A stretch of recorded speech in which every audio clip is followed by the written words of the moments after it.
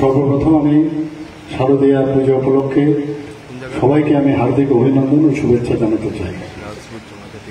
পুজোর জন্য আমরা সবাই বসে থাকি। বাঙালির সর্বশ্রেষ্ঠ উৎসব দুর্গাপুজো, বিশেষ করে যারা কচিকাচারা আছেন তারা বসে থাকেন। আগে তো ষষ্ঠীর বুধন থেকে সবাই আমরা বসে থাকতাম, এখন তৃতীয়ার থেকে শুরু হয়ে গেল, সেটা চলবে দশমী পর্যন্ত। এতে করে আনন্দটার যে লাভ সেটা আমরা সেই আনন্দের লাভে আমরা মাতোয়ারা হয়ে থাকবো, সেটাই ইম্পর্টেন্ট।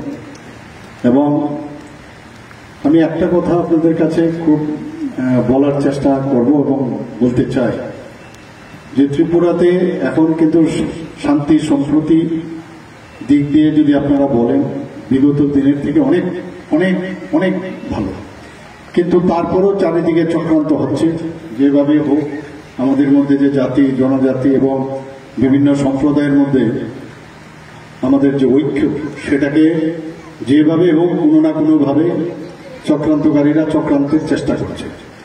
যেহেতু পুজো উৎসবের মধ্যেও যেন কোনো নিরানন্দের অবস্থা না দাঁড়ায়, আপনারা একটু সতর্ক থাকবেন। এবং ইচ্ছে করে এগুলো চক্রান্তকারীরা এগুলো করছে।